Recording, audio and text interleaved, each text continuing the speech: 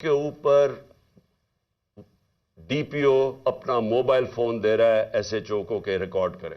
تو میں چاہتا ہوں پہلے یہ دیکھ لیں تاکہ آپ کو اس میں کوئی شک نہ ہو کہ ہوا کیا ہے، کیونکہ میں آگے جو باتیں کروں گا یہ اس کے ساتھ جڑی ہوئی ہیں.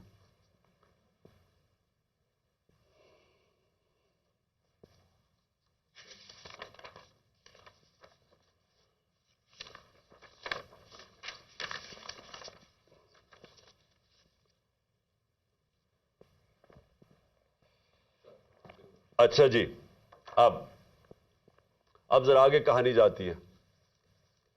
مجھے تو پہلے ہی پتا تھا کہ کون اس پہ پیچھے ہیں، کیونکہ میں نے تو آپ کو کہا کہ میں نے پبلک جلسوں کے اندر سٹیٹمنٹس دے دی تھی کہ یہ میرے اوپر پورا پلان ہو رہا ہے. تو ظاہر ہے جب مجھے پتا تھا پلان ہو رہا ہے، مجھے یہ بھی اندر سے پتا تھا کہ کون اس میں ملوث ہے. اب میں نے 3 نام، جب میں ہاسپٹل پہنچا میں نے 3 نام دے دیے کہ یہ 3 لوگ ہیں جو کہ اس میں ملوث ہیں. اب یہ یاد رکھیں کہ ایف آئی آر ہوتی کیا ہے.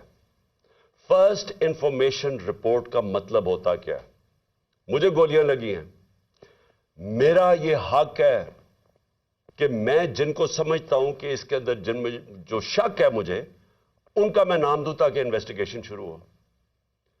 گورنمنٹ ہماری پنجاب میں، میں پارٹی کا ہیڈ جس کی گورنمنٹ پنجاب میں ہے، اور ہم وہ سٹیٹمنٹ نہیں ریکارڈ کروا سکتے.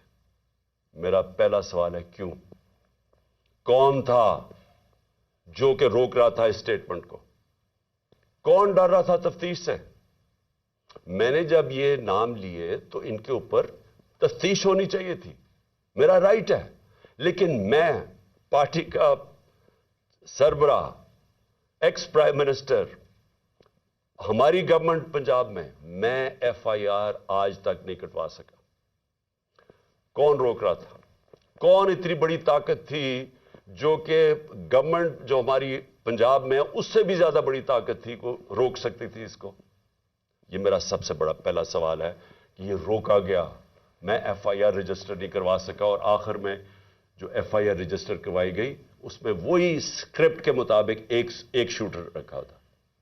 تو اب یہ جی آئی ٹی کی رپورٹ بڑی ریلیونٹ ہے جو کہ اب آگے ادھر سے نکلتی ہے. پہلے تو اس کے بعد کیا ہوتا ہے، ہم پوری کوشش کرنے کے بعد فیل ہو جاتے ہیں ایف آئی آر ریکارڈ کروانے کے لیے. اس کے بعد جے آئی ٹی بن جاتی ہے. اب جے آئی ٹی کی فائنڈنگز کیا آتی ہیں؟ اب تک جے آئی ٹی کی فائنڈنگز کیا ہیں؟ اور میں یہ آپ کو بتا دوں کہ جتنی مشکلوں سے جے آئی ٹی آپریٹ کر رہی ہے، کیونکہ وہ میں آپ کو بتاتا رہوں گا کہ کون اس کے اندر کوآپریٹ ہی نہیں کر رہا ہے. جب جے آئی ٹی نے ڈی پی او کو کہا کہ آپ کا ہمیں موبائل فون کی ضرورت ہے، ہمارے نیچے پنجاب گورنمنٹ کے نیچے ڈی پی او منع کر دیتا ہے. ڈی پی او واضح کہہ دیتا ہے کہ میں نہیں آپ سے کوآپریٹ کرتا، آتا بھی نہیں ہے. اب ہمارے ہوتے ہوئے ہمارا ڈی پی او گجرات، اس کو اب عدالت کے ذریعے بلایا جائے گا جے آئی ٹی کے اندر. پھر کیا ہوتا ہے؟ وہ جو شام کو جب ایک دفعہ ڈی پی او اس کی سٹیٹمنٹ ریکارڈ کر دیتا ہے، 8 گھنٹے کے لیے اس کو نوید کو سی ٹی ڈی اٹھا لیتی ہے. سی ٹی ڈی پھر ایک اور ویڈیو ریلیز کرتی ہے رات کے 12 بجے. اور سی ٹی ڈی کا کیا کام تھا اس ویڈیو کو ریلیز کرنا؟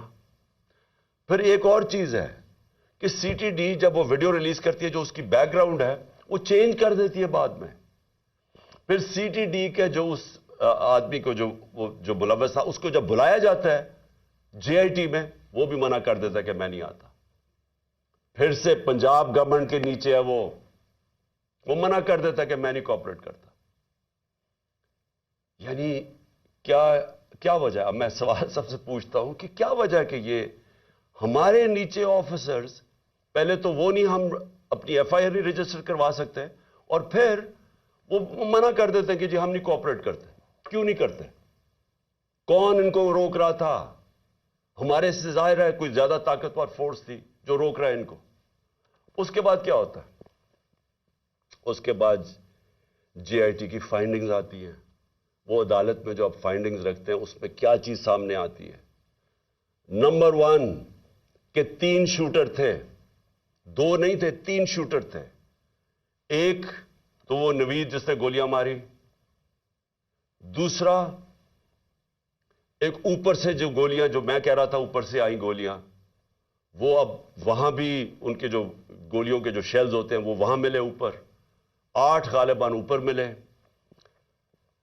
10 نیچے ملے، اور 2 اور نیچے ملے جو اور مختلف بندوق سے چلائے ہوئے تھے. جو گارڈز تھے ہمارے اوپر، ان کی فورینزک جب ٹیسٹ کرایا گیا کسی کی بھی گولی نہیں چلی تھی، کیونکہ جو گارڈ سب سے قریب تھا اس کے تو 6 گولیاں اس کے اندر سے نکلی، تو وہاں تو کسی کے پاس بھی نہیں تھا. اور پھر یہ بھی چیز سامنے آ گئی کہ معظم جو تھا، جو معظم شہید ہوا، وہ آپ کوئی بھی، اگر آپ کو سوشل میڈیا پہ وہ ویڈیو مل سکتی ہے، اس کا سلو موشن دیکھ لیں. وہ معظم جب جاتا ہے اس کے پیچھے، تو جیسے ہی اس کے سامنے آتا ہے نوید کے، اس کو گولی لگتی ہے. وہ گولی نہ آگے سے لگتی ہے نہ کنٹینر سے لگتی ہے، وہ گولی کہیں دور سے آ کے لگتی ہے اس کے اس طرف. اور وہ نوید